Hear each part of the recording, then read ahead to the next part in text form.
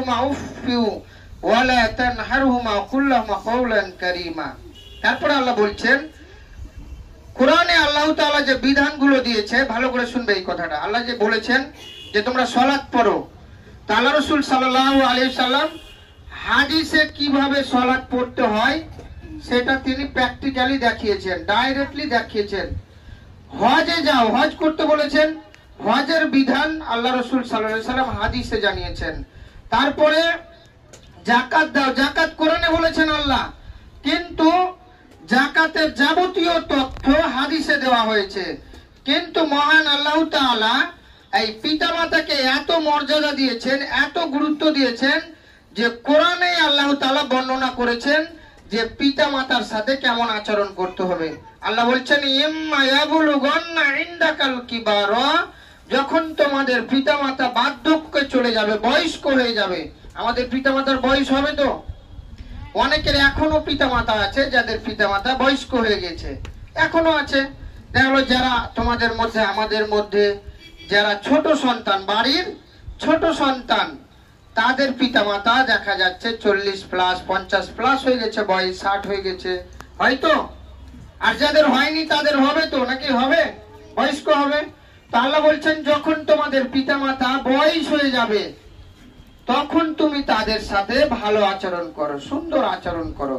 তারপরে বলছেন, ওই বয়স্ক পিতামাতার সাথে কখনো ধমক দিবে না, তাদেরকে কখনো ধমক দিবে না, তাদেরকে গালিগালাজ করবে না। বরং আল্লাহ বলছেন যে তাদের তোমাকে যদি কোনো কথা বলে, আমরা বলি না হ্যাঁ যাবো না, এরকম বলি তো, করি এরকম, হ্যাঁ যাবো না। তো আল্লাহ বলছেন, ওয়ালা তাকুল লাহুমা উফ, এই উফ ওহ শব্দটুও তোমরা বলিও না। পিতামাতার উপর ও শব্দটাও বলতে বারণ করছে আল্লাহ।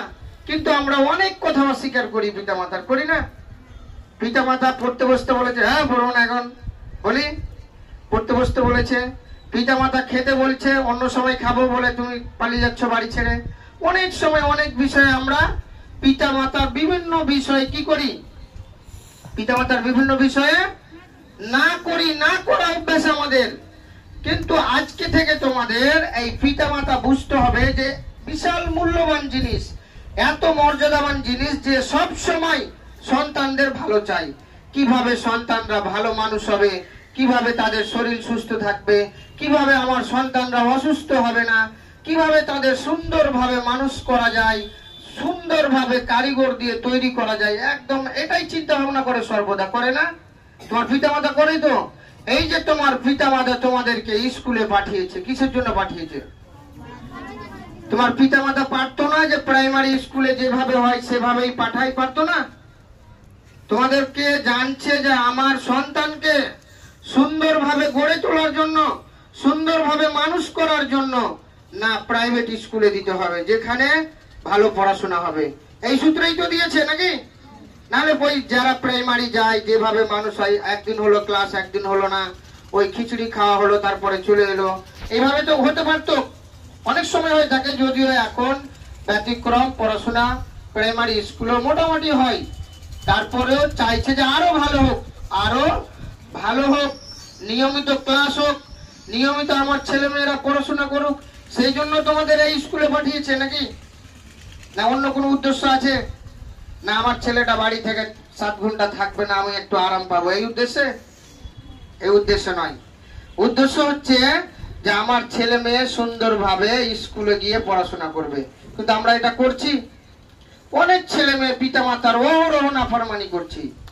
পিতামাতা কত কষ্ট করে, মেহনত করে তোমাদেরকে স্কুলে পাঠিয়েছে যে স্কুলে গিয়ে ভালোভাবে পড়াশোনা করবে, বা স্যারেদের সুন্দরভাবে কথা শুনবে, স্যারেরা যে পড়াটা দিবে সেই পড়া করে আসবে, এটাই উদ্দেশ্য। কিন্তু আমরা এটা বিফল করছি নিয়মিত। অনেকের পিতামাতার পয়সাকে অপচয় করছি, করি না এরকম? আমরা অনেক সন্তান আছি যারা বছরের পর বছর চলে যাচ্ছে, আমরা বই খুলে দেখছি না, মাস চলে যাচ্ছে বই খুলে দেখছি না, ঠিকঠাক পড়াশোনা করছি না। কিন্তু না, পিতামাতা সর্বদা চাইছে যে আমাদের এই সন্তানগুলো সুন্দরভাবে তৈরি হোক। কেন আমরা পিতামাতার আনুগত্য করব? কেন আমরা পিতামাতার কথা শুনবো? দুটো আয়াত শুনলাম, আরো আছে এরকম আয়াত যেখানে মহান আল্লাহ তাআলা পিতামাতার ভালো ব্যবহার করার, ভালো আচরণ করার কথা বলছেন। তার মধ্যে আরেকটি আয়াত সূরা লোকমানে আল্লাহ তাআলা 14 নম্বর আয়াতে বলছেন, ওয়া ওয়াসাইনাল ইনসানা বিওয়ালিদাইহি হামালাতুহু উম্মুহু। আল্লাহ বলছেন আমি মানুষকে তার পিতামাতার প্রতি সৎ আচরণ করার জন্য নির্দেশ দিয়েছি, ভালো আচরণ করার জন্য নির্দেশ দিয়েছি। কেন? তার মা তাকে গর্ভধারণ করেছে, তাকে একাধারে 2 বছর দুধ পান করিয়েছে। তো অতএব আল্লাহ বলছেন তোমরা আমার প্রতি এবং তোমার পিতামাতার প্রতি কৃতজ্ঞতা জ্ঞাপন করো। তাহলে আমরা কেন পিতামাতার, বিশেষ করে মাতার, এখানে পিতাকেও বলা হয়েছে যে পিতামাতার কেন আমরা ভালো আচরণ করব, ভালো ব্যবহার করব? যে আমার মা আমাদেরকে জন্ম দিয়েছে। কি করেছে? আমার মা আমাদের সৃষ্টিকর্তা, আমাদের আল্লাহ। সৃষ্টিকর্তা কে? আমাদের আল্লাহ। কিন্তু আমরা কার গর্ভে হয়েছি? মায়ের। সৃষ্টি করেছেন মহান আল্লাহ তাআলা, কিন্তু আমরা এই মা এবং পিতামাতার মাধ্যমে এই পৃথিবীর মুখ দেখেছি। আমার মা, একবার ভাবো যে তোমাকে গর্ভধারণ করার জন্য কত কষ্ট করেছে তোমার মা। জিসান পড়বে। তোমার মা তোমাকে গর্ভধারণ করে কত কষ্ট করেছে জানো? কত কষ্ট করেছে? যারা মায়েরা আছে আমরা প্রত্যেকে জানি, যাদের মায়েদের সন্তান হয়, বোনেদের সন্তান হয়, আমরা মেয়েদের সন্তান হয়, তো আমরা কত কষ্ট হয় এটা আমরা প্রত্যেকে জানি। যে একজন মা যখন তার গর্ভে সন্তান আসে